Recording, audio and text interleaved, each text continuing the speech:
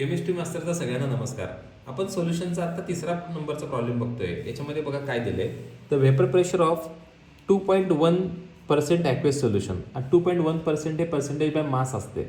आपण काय करायचं मग, त्याच्या गिवनमध्ये लिहिताना काय लिहायचं बघा. गिवनमध्ये हे तुम्ही W1 आणि W2 म्हणजेच मास ऑफ सॉल्व्हंट आणि मास ऑफ सोल्यूट याचं डिस्ट्रीब्युशन करताना ही 2.1%ची व्हॅल्यू आहे ना, ती ग्रॅममध्ये कन्वर्ट करायची. म्हणजे कसं, तर 2.1 ग्रॅम कन्सिडर करायचं, कारण हे जे पर्सेंटेज आहे बाय मास आहे.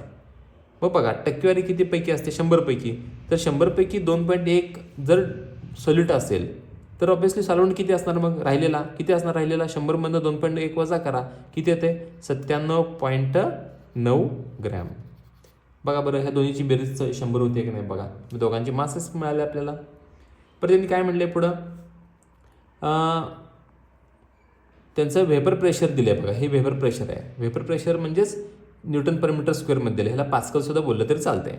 यातली मोठी संख्या बघायची कोणती आहे, म्हणजेच व्हेपर प्रेशर ऑफ सॉल्व्हंट हे आहे, सॉरी हे आहे, आणि सोल्युशन हे आहे. म्हणजे बघा बरं, P1⁻0 किती आहे बघा आपला, 1.013 × 10⁵. हीच वेळी आपण असे पण लिहू शकतोय 101300 पास्कल. पास्कल म्हणजेच न्यूटन पर मीटर स्क्वेअर बरं का, म्हणजे हे काही वेगळं नाही आहे. परत पी किती दिलं आहे तुम्हाला, तर 1.0063 × 10⁵. म्हणजेच आपण असं पण लिहू शकतोय की 1 पॉईंट द्यायचं नाही, पॉईंट पुढं द्यायचा, 1 2 3 4 आणि 5 पास्कल. म्हणजे बघा आपण काय केलं, हा पॉईंट 5 घरं पुढे सरकवला, म्हणजे पास्कलमध्ये कन्वर्ट करून घेतला. हा दोनचा डिफरन्स काढायचा आहे, डेल्टा पी काढायचा आहे. डेल्टा पी कसं काढायचं बघा बरं मग, तर P1⁻0 मधून हे मायनस करायचं. मग बघा कसं करायचं, 1.01300 मायनस 1.00630. आता हे पॉईंट काढून टाका, पॉईंटचा विषय घेऊ नका, कारण आपण हे पॉईंट इथंपर्यंत आणला, इथंपर्यंत. मग हा पॉईंट कन्सिडर करूच नका. हा 0 आला, हा किती आला, 10तनं 3 गेले, 10तनं 3 गेल्यानंतर 7 आले. परत इथं 12तनं 6 हे 0 0, मग 670 हे त्याचा डिफरन्स आला, म्हणजे डेल्टा पी आला. आता आपल्याला काय करायचं बघा, तर आपल्याला मोलिक्युलर वेट काढायचं. मोलिक्युलर वेट म्हणजे M2 काढायचं आहे. मग M2 = आपल्याला दिसतोय. तर फॉर्म्युला काय, फॉर्म्युला आहे, formula M2 = P1⁻0 W2 M1 upon delta P × W1. सगळ्या व्हॅल्यूज पुट करूया आपण.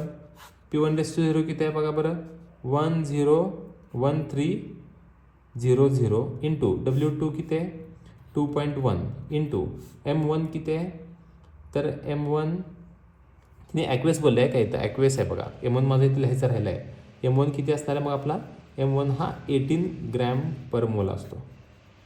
हां, हे ॲक्वेस म्हणून इथं 18 घेतले बरं का, हे 18 आला. पण डेल्टा पी किती आहे आपला, 670 × W1 किती आहे आपला, 97.9. आता हे सगळं आपल्याला लॉग टेबलनं सॉल्व्ह करायचं आहे. आता बघा बरं, याचा कॅरेस्टिक किती येते, 5 येतं. बघा बरं, पॉईंट देत आहे 1 2 3 4 5. आपली सुरुवात आहे म्हणून मी थोडंसं कॅरेस्टिक्स वगैरे सगळं सांगतोय. आता मी याचं कॅल्क्युलेशन स्टार्ट करूया. 5 पॉईंट, 10चा 1 3मध्ये लॉग बघायचा, 10चा 1 आणि 3मध्ये, मग 43 + 12, 43 44 45 आणि 55, 0055. मग ह्याचा आला लॉग 0055 लॉग आला. प्लस आता 2.1चं कॅरेस्टिक किती येतं, 0. 21चा 0मध्ये लॉग, 21चा 0मध्ये 30 10, सॉरी 21चा 0मध्ये 32 22, 32 22. परत 1 पॉईंट. आता 18चं बघायचं आपल्याला. 18चा लॉग बघा बरं किती आहे, 18चा 0मध्ये 25 53, 25 53. मग ह्या सगळ्यांची काय करायची आहे, ते बेरीज करायची आहे. 5 6 7, 7 आणि 3 10, 0 हातच्याला 1, 5 5 10 आणि 2 12 आणि 1 13, 3 हातच्याला 1, 5 6 7 आणि हे 8, परत 3 2 5 आणि इथं 6 आला. आता या तिघांची सम झाली. आता ह्या दोघांची पण सम करावी लागेल आपल्याला. बघा बरं, 670चं कॅरेस्टिक किती होते, 2 पॉईंट. मग 67 0मध्ये 82 61, तर 82 61 आला.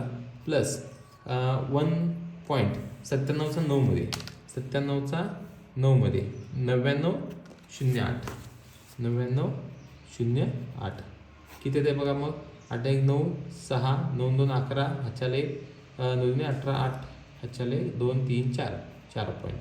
आणि आता यातनं हे याचा लॉगमधून हे लॉग वजा करायचा. काही काही लोक काय करतात ह्याच्या लॉगमधून हे वजा करतात. असं करत बसायचं नाही. वरच्याचा लॉगची सम वरच पाहिजे, खालच्याची लॉगची सम खालीच पाहिजे. मायनस बघा बरं 4.8169 हे वजाबाकी करूया. 10 9 गेले 1 आला. परत 12 6 गेले 6 आले. 7 1 गेला 6. परत 15 8 गेले 5 6 7 आला. परत 5 4 गेले 1 आला. आता याचा काय बघायचा अँटी लॉग बघायचा. 76चा 6 1 मध्ये अँटी लॉग बघायचा. बघा बरं 76चा 6 1 मध्ये 76चा 6 6 1 मध्ये 1 आहे म्हणजेच 58 35.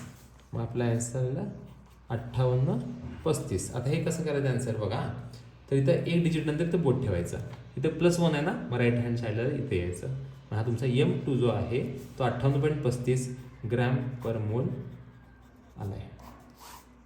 खतम. Third problem end. थँक्यू.